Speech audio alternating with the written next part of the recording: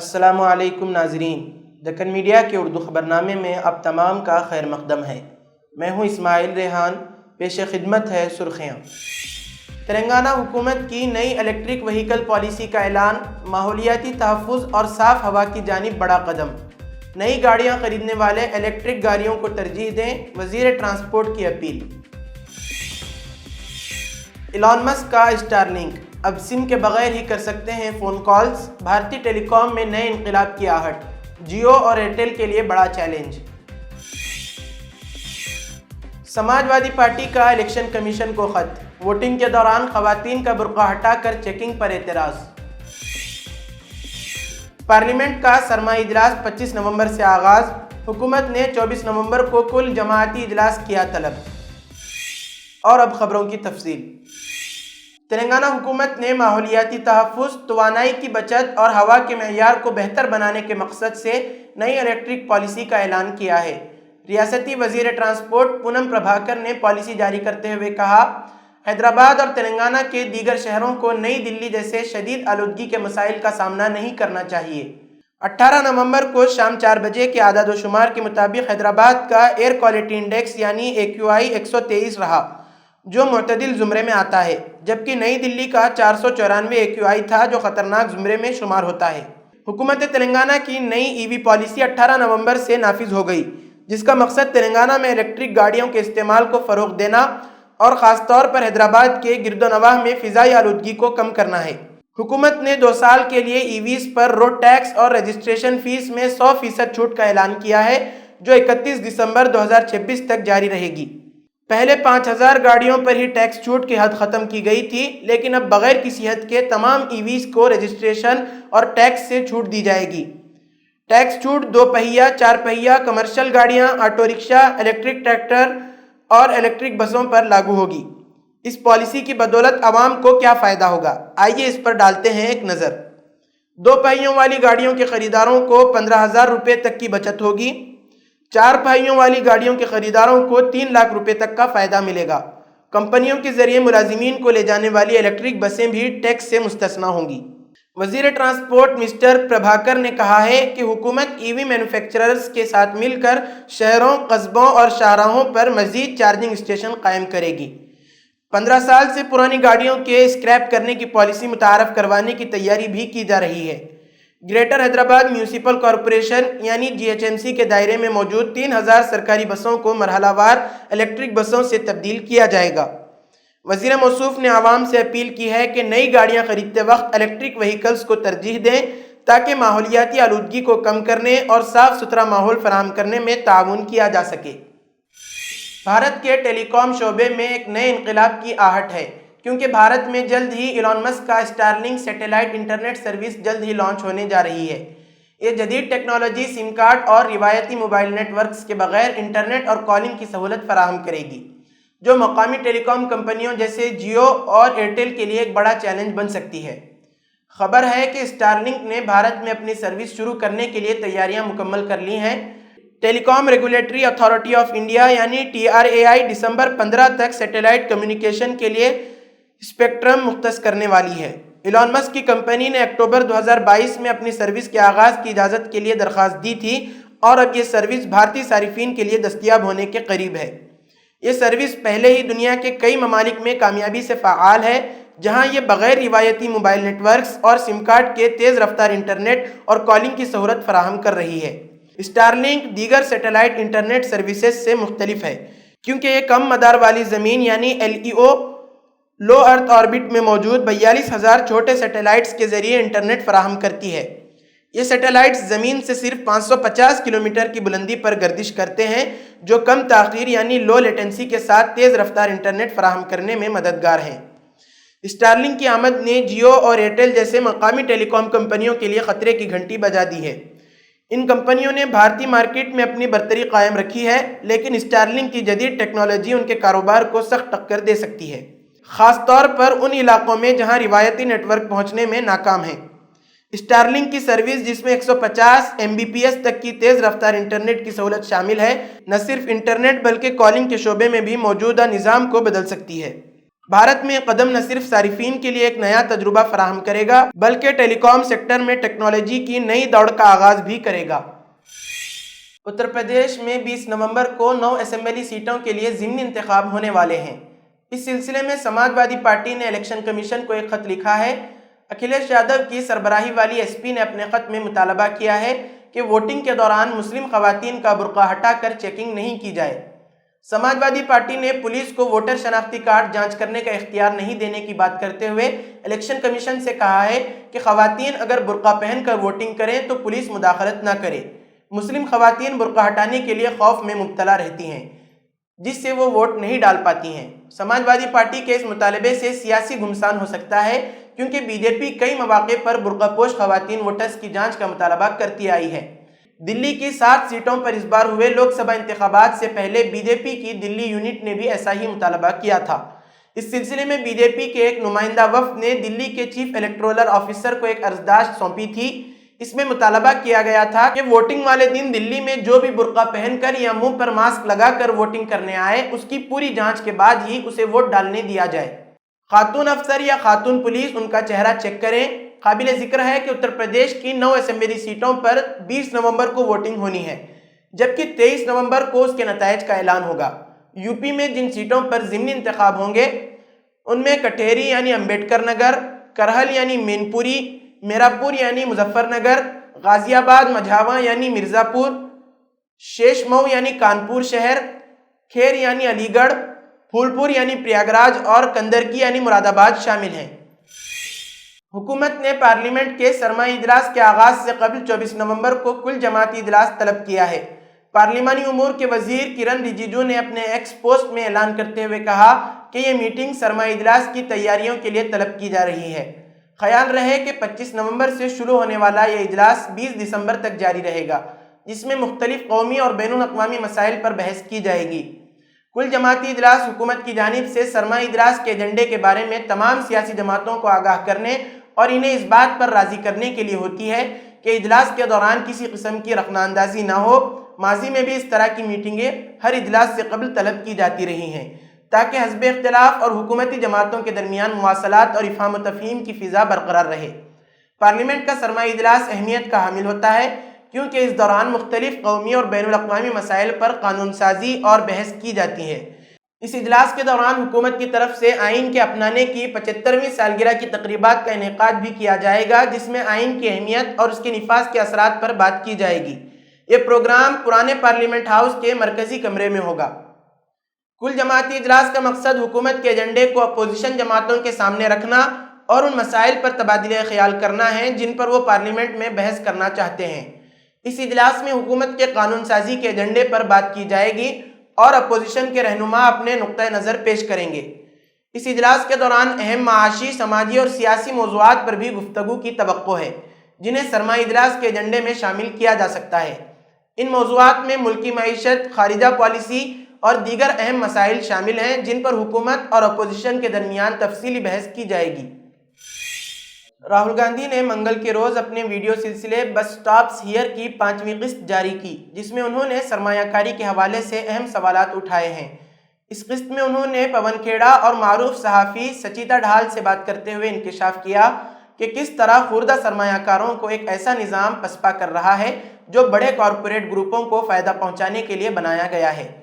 راہل گاندھی نے سیبی کی سربراہ مادھوی پوری بج کی قیادت پر شدید تنقید کی اور الزام عائد کیا کہ وہ کارپوریٹ مافیا جیسے اڈانی کو تحفظ فراہم کر رہی ہے۔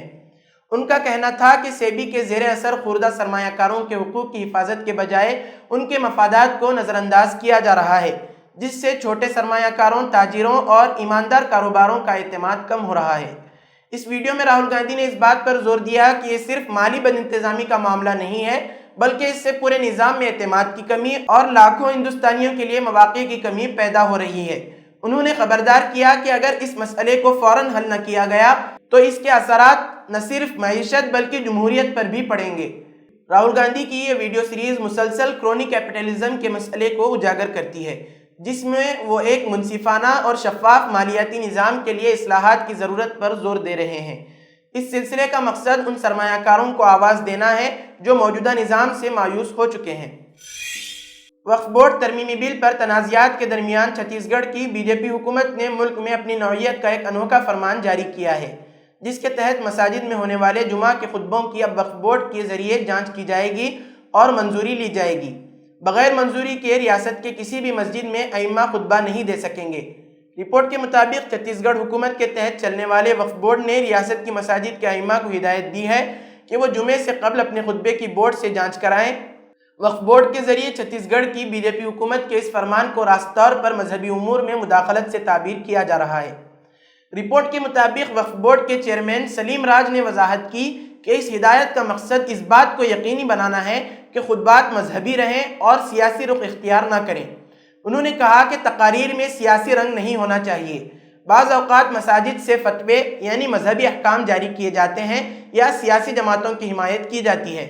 مساجد کو مذہبی رسومات پر توجہ مرکوز رکھنی چاہیے اور سیاسی مرکز یعنی سیاسی اڈے میں تبدیل نہیں ہونا چاہیے۔ انہوں نے دعویٰ کیا کہ مساجد اور درگاہوں پر وقف بورڈ کا اختیار ہے کیونکہ یہ اس کے انتظام میں آتے ہیں۔ مزید برآں اماموں کو ہدایت دی گئی ہے کہ وہ حکومت کے کاموں کی تعریف کریں اور اقلیتوں کے لیے حکومت کی فلاحی اسکیموں کے بارے میں بیداری پیدا کریں۔ حکومت کی جانب سے اس ہدایت پر عمل آوری کے لیے مساجد کے متولیوں کا واٹس ایپ گروپ تشکیل دیا گیا ہے۔ ہر متولی کو اس گروپ میں جمعہ کی تقریر کا موضوع اور اس کی تفصیلات لکھنی ہوں گی۔ وقف بورڈ سے مقرر کردہ افسران اس موضوع اور تقریر کی جانچ کریں گے۔ منظوری کے بعد ہی ائمہ اس موضوع پر مساجد میں تقریر کر سکیں گے۔ اس کی خلاف ورزی پر وقف بورڈ نے ایف آئی آر کی دھمکی بھی دی ہے۔ واضح رہے کہ چھتیس گڑھ حکومت کے تحت چلنے والے وقف بورڈ کا ملک میں اب تک کا یہ سب سے انوکھا فرمان ہے جو قابل مذمت سمجھا جا رہا ہے۔ اسے راست طور پر مذہبی امور میں مداخلت سے تعبیر کیا جا رہا ہے۔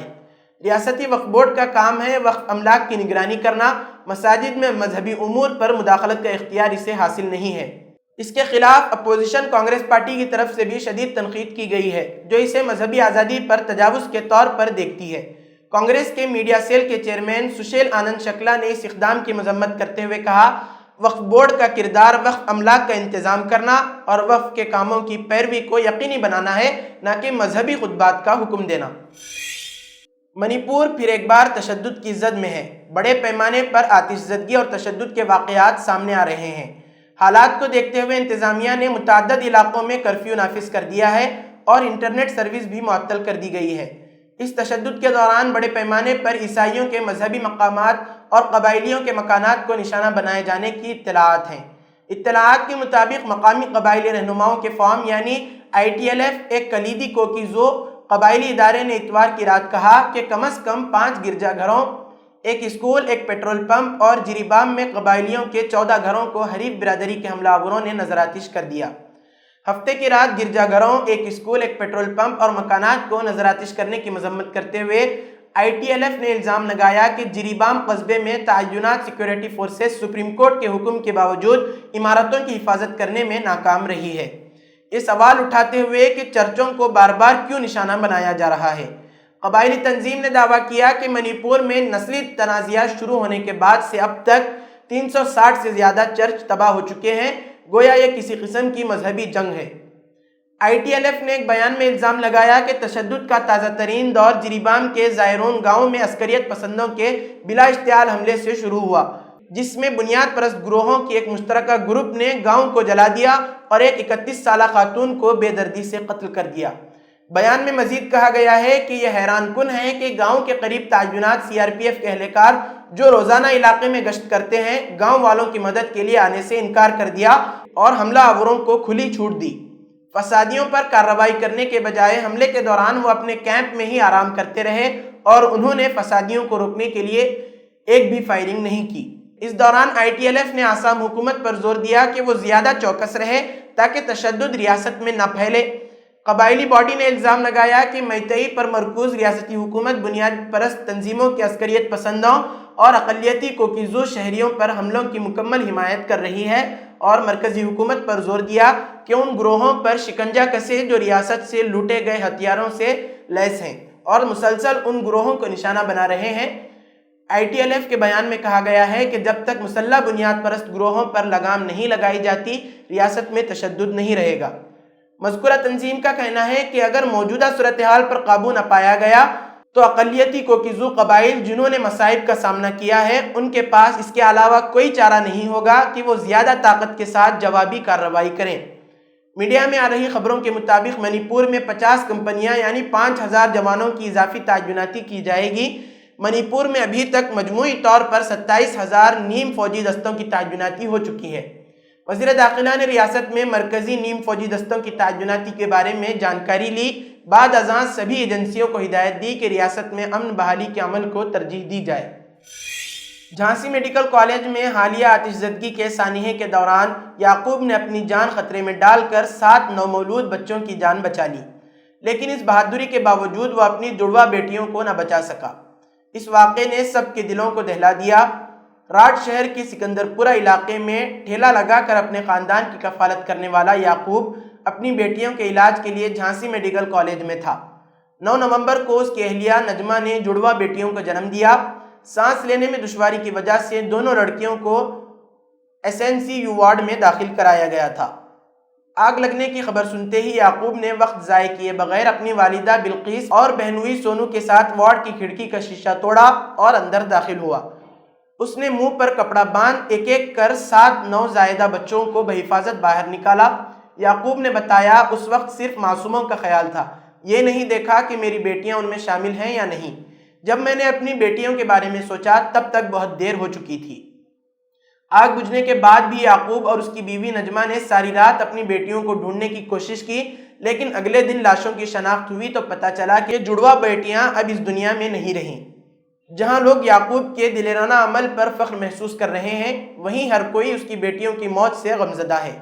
پورے علاقے میں یعقوب کی بہادری کے چرچے ہو رہے ہیں، لیکن ایک باپ کا دکھ اور اپنی بیٹیوں کو کھونے کا دکھ اس کی آنکھوں میں صاف نظر آتا ہے۔ مقامی لوگ اس واقعے کو لے کر اسپتال انتظامیہ پر سوال اٹھا رہے ہیں۔ آگ لگنے کے وقت سیکیورٹی کے خاطر خواہ انتظامات نہ ہونے اور وارڈ میں الرٹ سسٹم کے کام نہ کرنے پر غم و غصہ پایا جاتا ہے۔ یہ واقعہ اتنا اندوہناک تھا کہ موقع پر موجود لوگ مدد کے لیے چیخ پکار کر رہے تھے، بدحواسی کے عالم میں بھاگ دوڑ کر رہے تھے، مگر اسپتال انتظامیہ کی جانب سے فائر سیفٹی کے ناقص انتظام کے سامنے ان کی بھاگ دوڑ کچھ کام نہیں آئی اور 10 معصوم جل کر ہلاک ہو گئے۔ یعقوب منصوری نے حادثے کا ذکر کرتے ہوئے کہا کہ یہ ایک زبردست آگ تھی جس کا مقابلہ کوئی نہیں کر سکتا تھا۔ ہر طرف افراتفری کا عالم تھا، ہر طرف دھواں اور آگ کے شعلے بلند ہو رہے تھے۔ بچانے کی کوشش بہت مشکل تھی، تاہم وہ ایک کھڑکی توڑ کر اندر داخل ہوئے۔ یعقوب نے کہا، میں اس وارڈ میں داخل نہیں ہو سکا جہاں میری بیٹیوں کو داخل کیا گیا تھا، کیونکہ آگ بہت شدید تھی۔ دوسرے والدین نے بھی کوشش کی لیکن وہ بھی ناکام رہے۔ پھر ہم نے دوسرے وارڈوں سے شیرخوار بچوں کو بچانا شروع کیا۔ میں نے 7 بچوں کو باہر نکالا۔ یعقوب نے بتایا، میری 2 بیٹیاں تھیں، میں نے انہیں کھو دیا۔ ان کی لاشوں کی شناخت بعد میں کی گئی۔ جہاں لوگ یعقوب کے دلیرانہ عمل پر فخر محسوس کر رہے ہیں، وہیں ہر کوئی ان کی بیٹیوں کی موت سے غمزدہ ہے۔ یعقوب کو جہاں اپنی بیٹیوں کے کھونے کا انتہائی درد و غم ہے، وہیں ان کے دل کے کسی کونے میں 7 معصوم بچوں کو بچانے پر اطمینان بھی ہے۔ اپنی بے لوث بہادری سے یعقوب نے 7 گھروں کے چراغ کو بجھنے سے بچا لیا، لیکن اپنی جگر کوشوں کو کھو دیا۔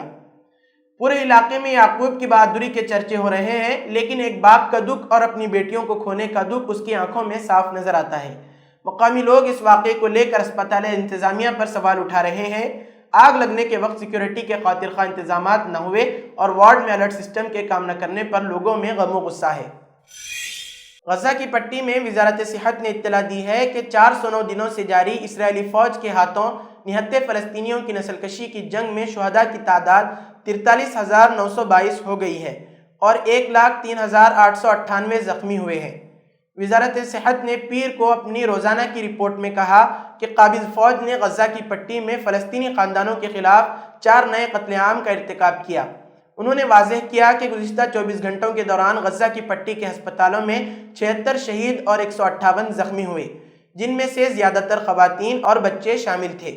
وزارت صحت نے کہا کہ درجنوں شہداء اور زخمی اب بھی ملبے کے نیچے اور سڑکوں پر ہیں۔ ایمبولینس اور شہری دفاع کا عملہ ان تک نہیں پہنچ سکتا۔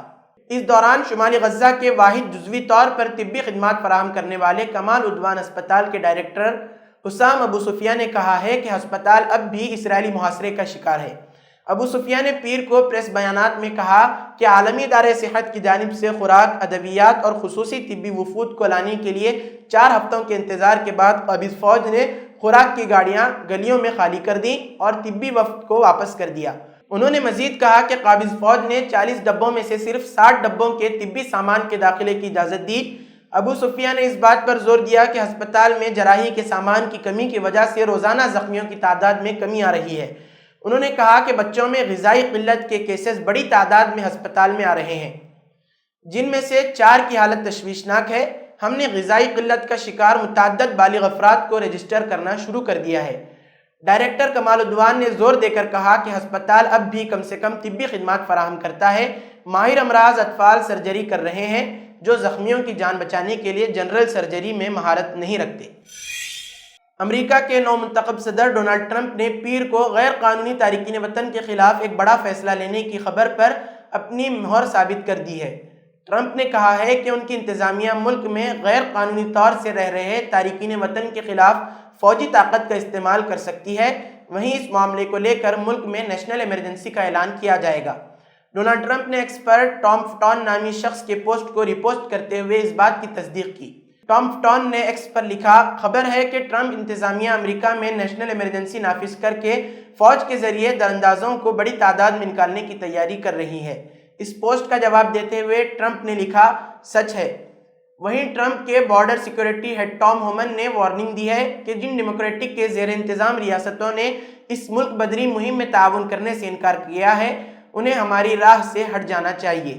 ہومن نے سرحدی تحفظ کے بارے میں اپنے ذاتی تجربات کو شیئر کرتے ہوئے کہا کہ بارڈر سیکورٹی ایجنٹوں کو اب غیر قانونی تارکین وطن کو روکنے کے بجائے انہیں بس ٹریول ایجنٹ کی طرح کام کرتے ہوئے دیکھا جا رہا ہے۔